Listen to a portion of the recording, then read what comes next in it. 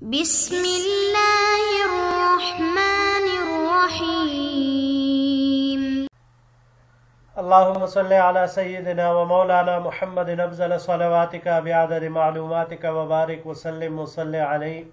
بسم اللہ الرحمن الرحیم۔ عزیز طلباء کرام، امید ہے کہ انشاءاللہ العزیز آپ سب خیر و عافیت کے ساتھ ہوں گے۔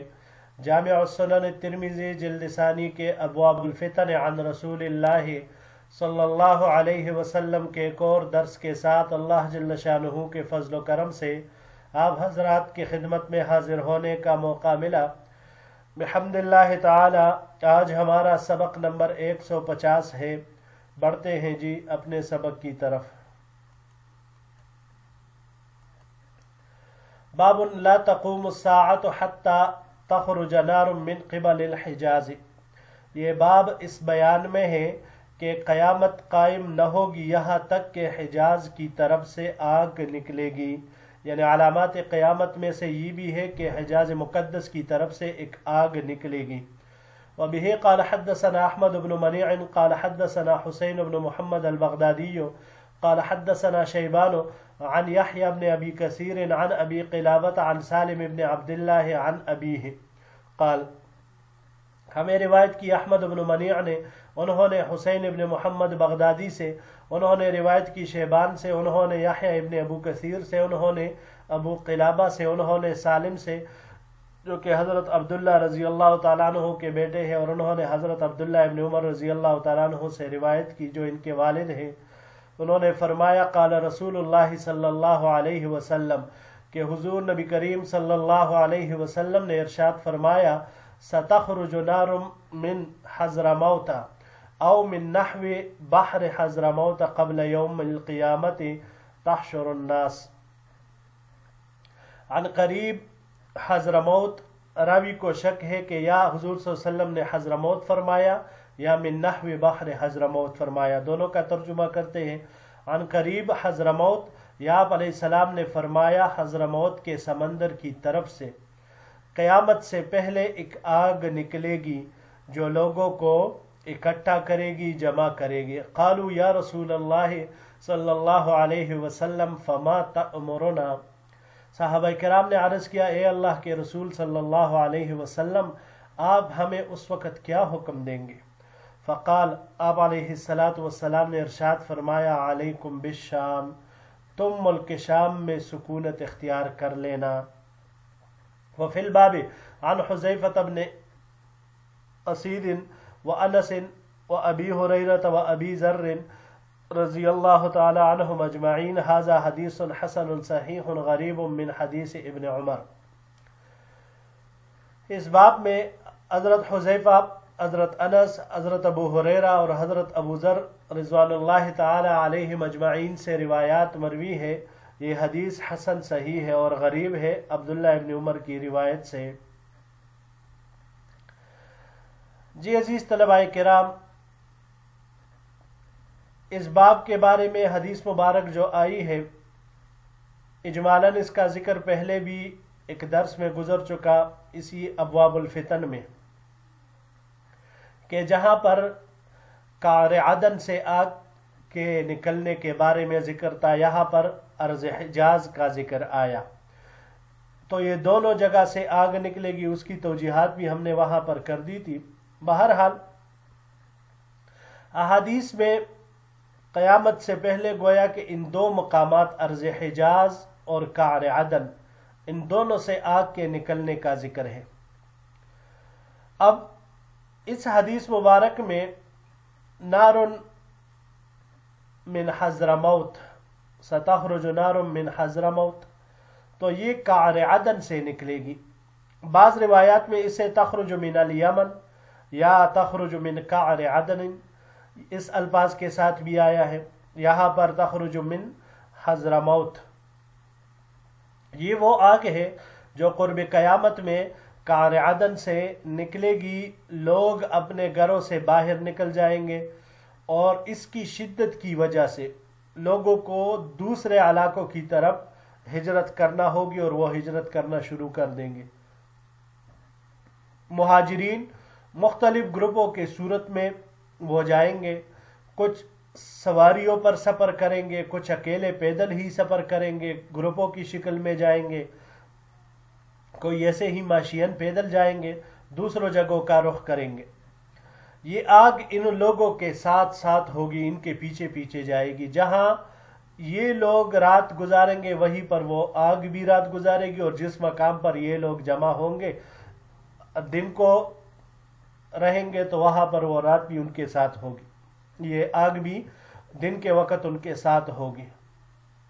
اور جس مقام پر یہ سارے لوگ جمع ہوں گے، اس حدیث میں تحشر الناس، اس سے مراد محشر نہیں ہے۔ یہ محشر اس کو کہا گیا، لیکن ایک محشر قیامت کا ہے، وہ مراد نہیں ہے یہاں پر، یہ ان لوگوں کا جمع ہونا ہے۔ پھر علماء کا اختلاف ہے کہ یہ آگ جو کار عدن سے نکلے گی تو آیا یہ حقیقی معنی پر محمول ہے یا اس سے مجازی معنی مراد ہے، یعنی حقیقتاً یہ آگ ایسے نکلے گی اور لوگوں کے پیچھے پیچھے جائے گی، یا یہ مجازی معنی میں ہے؟ تو پھر بعض حضرات نے اس کا حقیقی معنی مراد لیا ہے، جبکہ بعض حضرات کہتے ہیں کہ اس سے آگ مراد نہیں ہے بلکہ فتنوں کے شدت کی طرف اشارہ ہے، یعنی شدید فتنے ہوں گے۔ دوسری آگ جو ارض حجاز سے نکلنے کے بارے میں روایت ہم نے پہلے پڑھی تھی، جس سے بصرہ شہر کے اونٹوں کی گردنیں روشن ہو جائے گی، روایت گزر چکی ہے۔ تو مورخین کے نزدیک قیامت کی یہ علامت، یہ مدینہ منورہ میں 654 ہجری میں اس کا ظہور ہو چکا ہے۔ تو پھر یہاں پر ایک اشکال آتا ہے کہ یہاں پر باب میں تو عنوان میں ارض حجاز کا ذکر آیا، تخرج نار من قبل الحجاز، اور اس کے تحت یہ جو روایت ذکر کی اس میں حضرموت کا ذکر ہے، تو اب بظاہر حدیث کو باب کے ساتھ مناسبت اور مطابقت نہیں ہے۔ تو اس کے دو جوابات دیے گئے ہیں، محدثین شارحین حضرات نے دو جوابات دیے ہیں کہ اس میں یہ جو وفی البابی میں حضرت ابو ہریرہ رضی اللہ تعالیٰ عنہ کی حدیث ہے، یہ والی، اس میں حجاز کے آگ کا ذکر ہے، تو اس وجہ سے اس میں نار حجاز کو بیان کیا گیا۔ دوسرا جو جواب اس سے دیا گیا ہے کہ وہ جس روایت میں یمن کا ذکر ہے، تو یمن اور حضرموت حجاز کی جہت میں ہے، تو مطلب یوں ہوا کہ آگ یمن سے شروع ہو کر حضرموت سے گزر کر حجاز آئے گی۔ تو اس جواب کے لحاظ سے اگر دیکھا جائے تو پھر روایت کو باب سے مطابقت وہ مل جاتی ہے، تو اسی طریقے سے پھر روایت کی تطبیق ہوگی۔ بڑھتے ہیں جی اگلے باب کی طرف۔ باب ما جاء لا تقوم الساعة حتى يخرج كذابون، یہ باب اس بیان میں ہے کہ قیامت قائم نہ ہوگی یہاں تک کہ نبوت کے جھوٹے دعویدار نکلیں گے۔ وبه قال حدثنا محمود بن غیلان قال حدثنا عبد الرزاق قال حدثنا معمر عن حمام بن منبه عن ابی ہریرہ رضی اللہ تعالی عنہ قال، ہمیں روایت کی محمود بن غیلان نے، انہوں نے عبد الرزاق سے، انہوں نے روایت کی معمر سے، انہوں نے حمام ابن منبہ سے، انہوں نے حضرت ابو ہریرہ رضی اللہ تعالیٰ عنہ سے کہ انہوں نے فرمایا قال رسول اللہ صلی اللہ علیہ وسلم، کہ حضور نبی کریم صلی اللہ علیہ وسلم نے ارشاد فرمایا لا تقوم الساعة حتى ينبعث كذابون دجالون،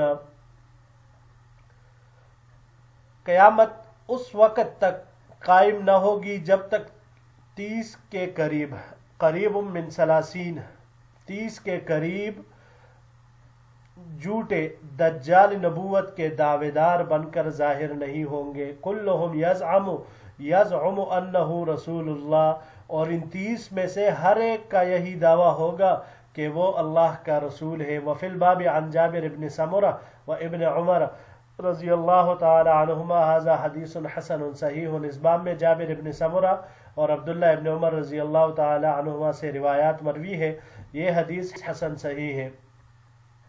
وبه قال حدثنا قتيبة قال حدثنا حماد بن زيد عن أيوب عن أبي قلابة عن أبي أسماء عن صوبان قال، ہمیں روایت کی قتیبہ نے، انہوں نے حماد بن زید سے، انہوں نے ایوب سے، انہوں نے ابو قلابہ سے، انہوں نے ابو اسما سے، انہوں نے ثوبان رضی اللہ تعالی عنہ سے، قال رسول اللہ صلی اللہ علیہ وسلم کے حضور نبی کریم صلی اللہ علیہ وسلم نے ارشاد فرمایا، لا تقوم الساعة حتى تلحق قبائل من امتی بالمشرکین، قیامت قائم نہ ہوگی یہاں تک کہ میری امت کے کئی قبائل مشرکین کے ساتھ الحاق کرے، وحتی یعبد الاوثان، اور بتوں کی پوجا کریں گے، وَإِنَّهُ سَيَكُونُ فِي أُمَّتِي 30 كَذَّابُونَ كُلُّهُمْ يَزْعُمُ أَنَّهُ نَبِيٌّ وَأَنَا خَاتَمُ النَّبِيِّينَ لَا نَبِيَّ بَعْدِي،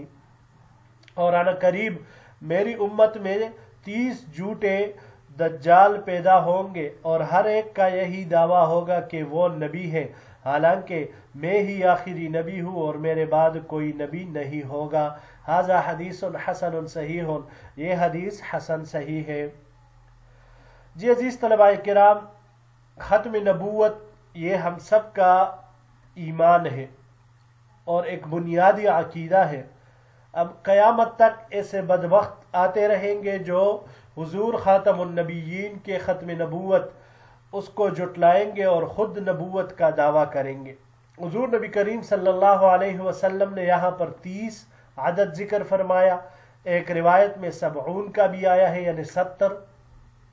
تو یاد رکھیے گا 30 یا 70 حصر اس میں مقصود نہیں ہے، یعنی اس سے زیادہ بھی ہو سکتے ہیں، کثرت کی طرف اشارہ ہے کہ زیادہ ہوں گے۔ ہاں، یہ 30 یا 70 جو ہوں گے تو یہ وہ ہوں گے جو سب سے زیادہ مشہور ہوں گے اور لوگ ان کے پیروی کرنے لگیں گے، کچھ وہ مضلین قسم کے ضالین اور مضلین، تو یہ وہ ہوں گے۔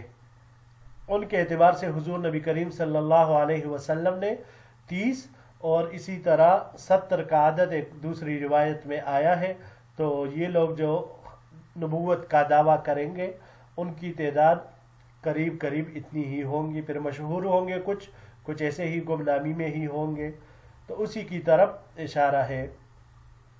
بڑھتے ہیں جی اگلے باب کی طرف۔ باب ما جاء فی ثقیف کذاب و مبیر، یہ باب اس بیان میں ہے کہ قبیلہ بنو ثقیف میں ایک جھوٹا اور ایک ہلاک کرنے والا ہوگا، ہلاکو ہوگا، جو لوگوں کو زیادہ ہلاک کرے گا، مارے گا۔ وبه قال حدثنا علي بن حجر قال حدثنا الفضل بن موسى عن شريك عن عبد الله بن عثم عن ابن عمر رضی اللہ تعالی عنہ قال، ہمیں روایت کی علی ابن حجر نے، انہوں نے روایت کی فضل بن موسیٰ سے، انہوں نے شریک سے، انہوں نے عبداللہ ابن عثم سے، انہوں نے حضرت عبداللہ ابن عمر رضی اللہ تعالی عنہما سے کہ انہوں نے فرمایا، قال رسول اللہ صلی اللہ علیہ وسلم، کہ حضور نبی کریم صلی اللہ علیہ وسلم نے ارشاد فرمایا، فی ثقیف کذاب و مبیر، کہ بنو ثقیف میں، قبیلہ ثقیف میں ایک کذاب اور ایک ہلاک کرنے والا یعنی قاتل پیدا ہوگا۔ وفی الباب عن اسماء بنت ابی بکر، اس باب میں حضرت اسماء بنت ابی بکر رضی اللہ تعالی عنہا وعنہ، ان سے روایات مروی ہے، یہ حضرت ابو بکر رضی اللہ تعالی عنہ کی بیٹی ہے۔ وبه قال حدثنا عبد الرحمن بن واقد عن شریک نحوہ، اسی طرح ہمیں روایت کی عبد الرحمن بن واقد نے، انہوں نے روایت کی شریک سے اسی طرح کی۔ ھذا حدیث حسن غریب من حدیث ابن عمر، یہ حدیث حسن ہے اور غریب ہے عبداللہ ابن عمر کی روایت سے۔ لا نعرفه الا من حدیث شریک، ہم اسے نہیں جانتے مگر صرف شریک کی روایت سے۔ وہ شریک یقول، اور شریک کہتا ہے، عبداللہ ابن عثم و اسرائیل یقول عبداللہ ابن عصمہ، شریک نے عبداللہ ابن عثم ذکر کیا ہے، جبکہ اسرائیل نے جو روایت ذکر کی ہے اس کے سند میں اس کو عبداللہ ابن عصمہ ذکر کیا ہے۔ وَيُقَالُ الْكَذَّابُ، کذاب سے مراد کون ہے؟ آپ صلی اللہ علیہ وسلم نے کذاب و مبیر فرمایا، تو امام ترمذی رحمہ اللہ اس کو ذکر فرما رہے ہیں۔ الکذاب المختار ابن ابی عبید، کہ کذاب سے مراد مختار ابن ابو عبید ہے۔ والمبیر، مبیر یعنی سب سے بڑا قاتل اور ہلاک کرنے والا، الحجاج ابن یوسف، یہ حجاج ابن یوسف ہے۔ وبه قال حدثنا ابو داود سليمان بن سلم البلخي قال حدثنا النضر بن شميل عن هشام بن حسان قال احصوا ما قتل الحجاج صبرا فبلغا 120,000 قتیل. ہمیں روایت کی ابو داود سلیمان ابن سلم البلخی نے، انہوں نے النضر ابن شمیل سے، انہوں نے ہشام ابن حسان سے کہ انہوں نے فرمایا، یعنی ہشام ابن حسان نے فرمایا کہ حجاج ابن یوسف نے جنگ کے علاوہ یعنی بغیر کسی معرکہ یا غلطی کے یوں ہی جتنے ظلمن لوگوں کو قتل کیا ہے تو یا جن کو پکڑ کر کے خانے میں ڈال کر قتل کیا ہے، ان لوگوں کی تعداد شمار کی تو جو 1,20,000 تک پہنچی وہ قتیل، وہ 1,20,000 یہ ان کو بغیر کسی غلطی کے، بغیر کسی جنگ کے، بغیر کسی معرکے کے ان کو پکڑ پکڑ کر قید خانے میں ڈال کر ان لوگوں کو قتل کیا. جی عزیز طلباء کرام، اس باب میں، اس روایت میں حضور نبی کریم صلی اللہ علیہ وسلم نے قبیلہ ثقیف، ان میں 2 شخصوں کے بارے میں پیشن گوئی فرمائی. پہلا جس کو امام ترمذی رحمہ اللہ نے ذکر فرمایا، المختار ابن ابی عبید. مختار نام تھا اس کا. مختار یہ ایک مشہور صحابی حضرت ابو عبید ابن مسعود ثقفی رضی اللہ تعالی عنہ کا بیٹا ہے. اس کی ولادت ہجرت کے پہلے سال ہوئی ہے، لیکن اس کے باوجود اس کو صحابی بننے کا شرف حاصل نہ ہو سکا. ابتدا میں یہ شخص اپنے علم میں، تقوی میں، نیکی میں مشہور تھا، لیکن بعد میں اس کی خباثت ظاہر ہو گئی کہ یہ سب کچھ اس نے ریاءً وہ ایک ڈونگی بنا ہوا تھا. پہلے یہ اہل بیت سے بہت زیادہ بغض رکھتا تھا، پھر بعد میں جب حضرت حسین رضی اللہ تعالیٰ عنہ کی شہادت ہوئی تو پھر یہ ان کی حمایت میں یزیدیوں کے خلاف بولنا شروع کیا، بلکہ بہت سے لوگوں کو اس نے حضرت حسین رضی اللہ تعالیٰ عنہ کے قصاص میں موت کے گھاٹ بھی اتارا. یہ بہت ہی فتنہ انگیز شخص تھا، آئے دن نت نئے فتنے کھڑے کرتا تھا. عبداللہ ابن زبیر رضی اللہ تعالیٰ عنہ کے خلاف عراق میں عالم بغاوت بلند کیا، پھر آگے بڑھ کر پورے اسلامی حکومت پر قبضہ کرنے کا اس نے منصوبہ بنایا تھا. چنانچہ اسی سلسلے میں کوفہ پر قابض ہو گیا اور ساتھ ہی اس بدبخت نے نبوت کا دعویٰ کیا. یہی جو آپ صلی اللہ علیہ وسلم نے کذاب ذکر فرمایا، کذاب، تو اب وہ بات یہاں پر آ کر ثابت ہوئی کہ اس نے جھوٹا دعویٰ نبوت کا کر دیا اور کہنے لگا کہ جبرائیل امین علیہ السلام میرے پاس وحی لے کر آتے ہیں معاذ اللہ. آخر کار مصعب ابن زبیر نے، جو کہ عبداللہ ابن زبیر رضی اللہ تعالیٰ عنہ کی طرف سے بصرہ کے گورنر تھے، اپنے فوج لے کر کوفہ پر چڑھائی کی، ان کو شکست دے کر پکڑا اور پھر رمضان میں اس کو قتل کر دیا 67 ہجری میں. دوسرا مبیر جو آیا ہے تو اس سے مراد حجاج ابن یوسف ہے. امام ترمذی رحمہ اللہ نے بیان فرما دیا، یہ وہ اسلامی تاریخ کا ظالم ترین شخصیت ہے جس نے 1,20,000 لوگ بغیر جنگ کے، بغیر کسی غلطی کے، بغیر کسی سبب کے ان کو ناحق قتل کیا، ان کو ناحق شہید کر دیا. اور ان میں صحابہ کرام بھی شامل ہیں، تابعین بھی شامل ہیں، علماء بھی شامل ہیں، جلیل القدر لوگ اس میں شامل ہیں. یہ 1,20,000. اب اگر جنگ والوں کو بھی ساتھ میں ملا لے، غلطی والوں کو بھی ملا لے تو پھر وہ تو بات وہی ہوگی، لا تعد ولا تحصیٰ کے بے حساب ہی نکلیں گے. تو یہ اس کی بربریت اور ظلم کی کہانی ہے. اسی وجہ سے آپ صلی اللہ علیہ وسلم نے اس کو مبیر، ہلاک کرنے والا، قاتل، اس کو بیان کیا. اس کا جو قید خانہ تھا، جیل، وہ بہت ہی عجیب تھا. کھلے آسمان کے نیچے اس نے جگہ بنائی ہوئی تھی، بالکل اوپر چھت کوئی نہیں، گرمی، سردی، بارش، دھوپ جو بھی ہو بس قیدی اس میں ہی پڑے رہتے تھے اور طرح طرح کی مشقتیں برداشت کرتے تھے. 95 ہجری میں یہ ظالم انسان 54 سال کی عمر میں وفات پایا تھا. یہ عبد الملک ابن مروان کا خاص آدمی تھا اور حکومت کے کاموں میں اللہ نے اس کو بصیرت اور بڑی مہارت عطا کی تھی. عبد الملک نے اس کو عراق اور خراسان کا گورنر مقرر کیا تھا. عبداللہ ابن زبیر رضی اللہ تعالیٰ عنہ کو شہید کرنے کے بعد پھر اس کو حجاز کا بھی والی بنا دیا گیا تھا. تو 54 سال کی عمر میں یہ انسان सन 95 हिजरी में ये इसकी वफ़ात हुई थी। जी अजीज़ तलबाए किराम, यहीं तक हमारा आज का सबक था। इंशाअल्लाह अज़ीज़ ज़िंदगी रही तो अगले दर्स के साथ एक नए बाब के साथ फिर आपकी खिदमत में हाजिर होंगे। अस्सलामु अलैकुम व रहमतुल्लाहि व बरकातुहू।